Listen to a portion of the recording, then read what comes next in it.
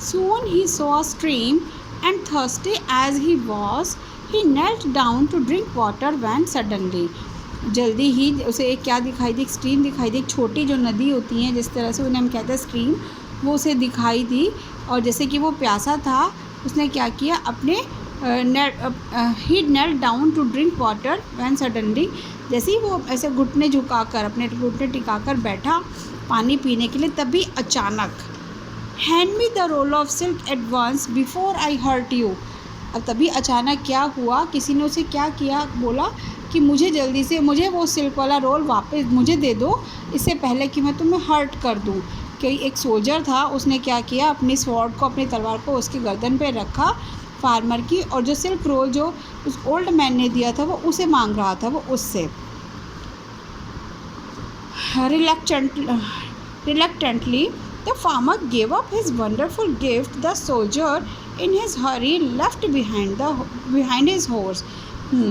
अब क्या हुआ कि सर झुकाकर अब वो क्या करता, कुछ कर तो सकता नहीं था, और उसने क्या किया कि अपना जो सिल्क रोल था, वो वंडरफुल जो गिफ्ट मिला था, उसने क्या किया, वो सोल्जर को दे दिया। और जल्दी में क्या हुआ, जब वो सोल्जर जो वो तो लेकर चला गया उसे सिल्क रोल, लेकिन वहाँ पर क्या छोड़ गया पीछे, अपना एक हॉर्स छोड़ गया, अपना घोड़ा वहीं पर वो छोड़ गया। सिल्क रोल तो ले गया, लेकिन वहाँ पर अपना घोड़ा उसने वहीं पर छोड़ दिया।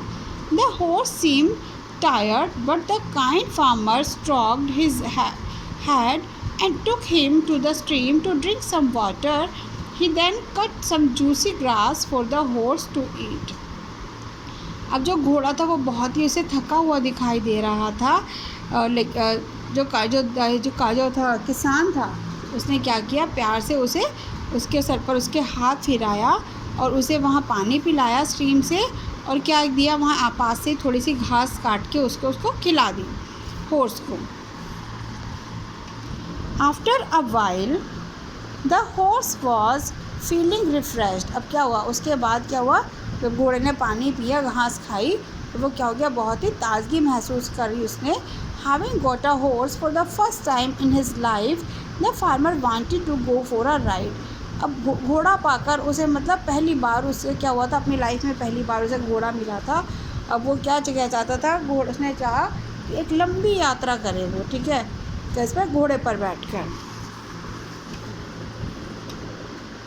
Just as sundown came, the horse stopped outside a magnificent house, and the farmer stepped down.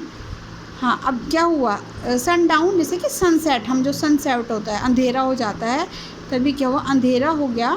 The horse, वो जो घोड़ा था, वो कहाँ रुका, एक बहुत ही आलीशान, बहुत बड़े वाले घर के आगे बाहर आकर रुका। जो फार्मर था वो क्या हुआ, वो वहाँ से नीचे उतरा। Seeing a grand horse outside his house, the merchant came out to see them. अब वो जो घर था वो किसका था, एक व्यापारी का था, और जिसने अपने घर के बाहर जब उसने उस ग्रैंड हॉर्स को देखा, एक बड़े घोड़े को देखा, तो वो क्या हुआ, वो बाहर आया। You seem to have travelled far. Please come in and rest. अब आवाज़ आई कि तुम बहुत दूर से यात्रा करके आए हो और अंदर आ जाओ, ठीक है, आराम करने के लिए तुम अंदर आ जाओ। The merchant eyed the grand horse and wanted to buy it from the farmer. अब जो व्यापारी था, जो उसकी तो आंखें उसी पर लगी हुई थी, उस बड़े घोड़े पर, वो क्या चाहता था कि वो उसे अपने किसान से लेके उसे ख़रीदना चाहता था। He asked him to come inside for tea, as was the custom in those days. You never turn away a stranger.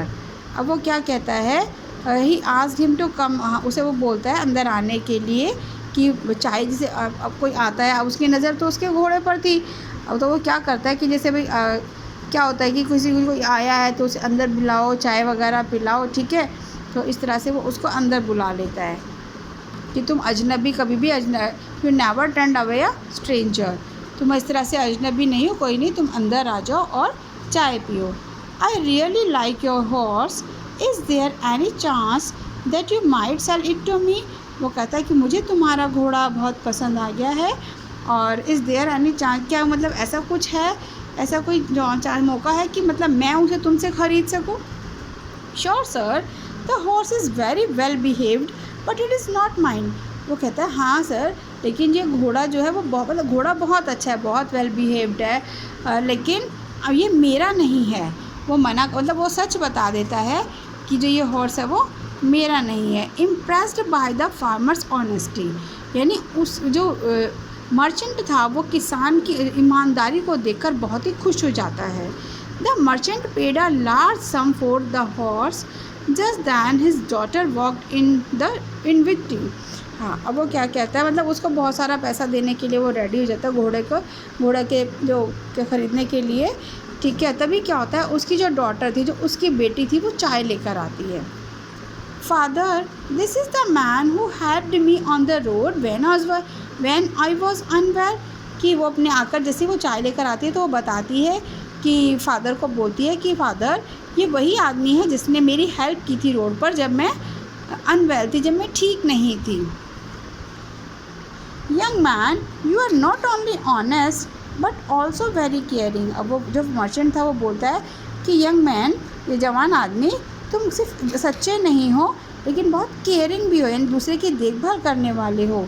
I could use such a man as my business partner, will you please join me. मतलब मैं एक सच्चा partner चाहूँगा।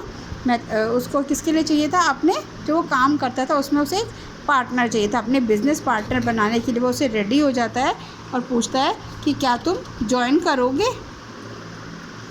The farmer happily said yes to the offer. और खुशी खुशी जो किसान था, वो फार्मर था, वो उसकी बात को, उसको ऑफ़र को मान लेता है। तो इस तरह से उसकी जो फार्मर था उसकी सच्चाई, एक तिनका जहाँ उसे मिला था, जैसा कि उसे एक विज़न अपीयर्ड हुई थी तो मतलब एक तिनके ने उसे मिलियनियर बना दिया, उसे इतना पैसे वाला बना दिया। उसके पास कुछ नहीं था, सिर्फ क्या एक तिनके की वैल्यू उसने समझी और उसको जो भी उसे मिलता रहा वो दूसरे के साथ उसने शेयर किया। यानी हमें हमेशा अपनी चीज़ों को दूसरों के साथ शेयर करना चाहिए। दूसरों के सुख, दूसरों के दुखों में भी हमें इंक्लूड होकर उनकी हेल्प करनी चाहिए, जैसे किस फार्मर ने किया और उसे लास्ट में बहुत कुछ मिला जो उसे चाहिए था।